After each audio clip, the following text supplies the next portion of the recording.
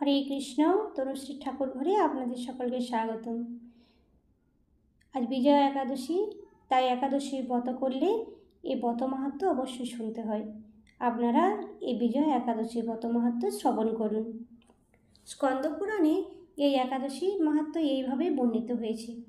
মহারাজ যুধিষ্ঠির শ্রীকৃষ্ণকে বললেন, হে বাসুদেব, ফাল্গুন মাসের কৃষ্ণপক্ষের একাদশীর মাহাত্ম্য অনুগ্রহ করে আমাকে বলুন।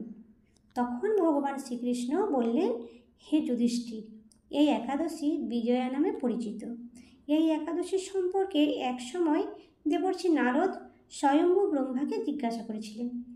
তিনি এই প্রসঙ্গে যা বলেছিলেন তা আমি এখন তোমাকে বলছি। এই পবিত্র পাপ বিনাশকারী ব্রত মানুষকে জয়দান করে বলে বিজয়া নামে প্রসিদ্ধ।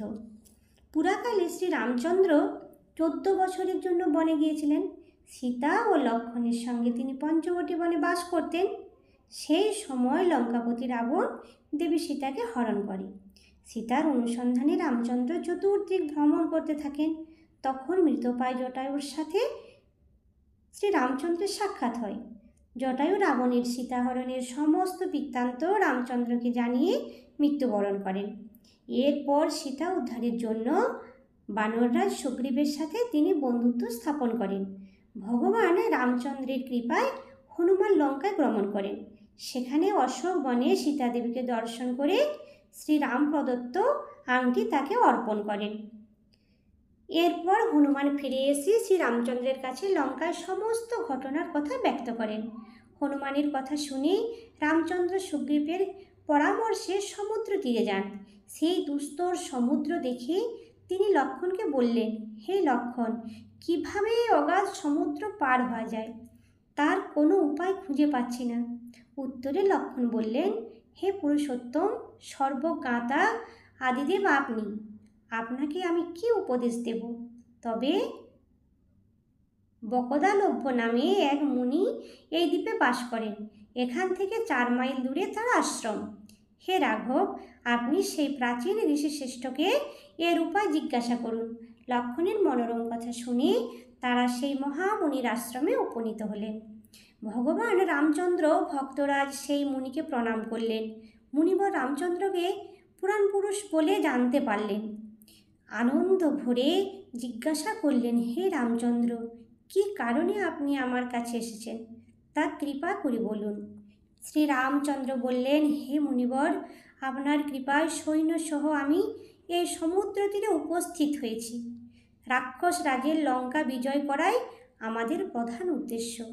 যাতে এই ভয়ঙ্কর সমুদ্র উত্তীর্ণ হতে পারি তার উপায় জানবার জন্য আমরা আপনার কৃপা প্রার্থনা করি। মুনিবর প্রসন্ন চিত্তে পদ্মলোচন ভগবান শ্রী রামচন্দ্রকে বললেন, হে রাম, আপনার অভীষ্ট সিদ্ধির জন্য যে শ্রেষ্ঠব্রত করণীয় আমি তা বলছি। ফাল্গুন মাসের কৃষ্ণপক্ষের বিজয়া নামক এই একাদশী ব্রত পালনে আপনি নিশ্চয়ই সৈন্যসহ সমুদ্র পার হতে পারবেন। এই ব্রতের বিধি শ্রবণ করুন।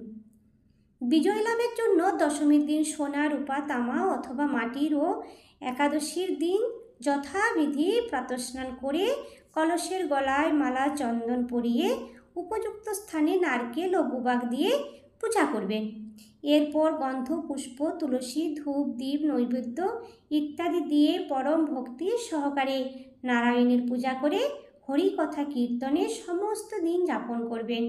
রাত্রি জাগরণ করে অখণ্ড ঘি প্রদীপ প্রজ্বলিত রাখবেন।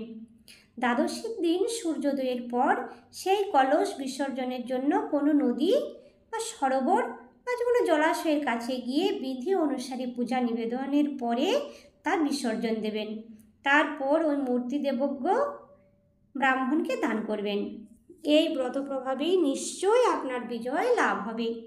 ব্রহ্মা বললেন, হে নারদ, ঋষির কথা মতো ব্রত অনুষ্ঠানের ফলে তিনি বিজয়ী হয়েছিলেন। সীতাপ্রাপ্তি, লঙ্কা জয়, রাবণবধের মাধ্যমে রামচন্দ্র অতুল কীর্তি লাভ করেছিলেন।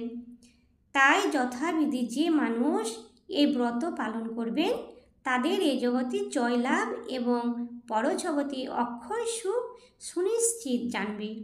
হে যুধিষ্ঠির, এই কারণে এই বিজয়া একাদশী ব্রত পালন অবশ্য কর্তব্য। এই ব্রতকথার শ্রবণ কীর্তন মাত্রেই বাজপেয় যজ্ঞের ফল লাভ হয়। হরে কৃষ্ণ। এই হলো বিজয়া একাদশীর ব্রত মাহাত্ম্য। আপনারা শ্রবণ করুন। আপনারা ভালো থাকুন, সুস্থ থাকুন, এই কামনা করি। ভগবান আপনাদের মঙ্গল করুন। হরে কৃষ্ণ। রাধে রাধে।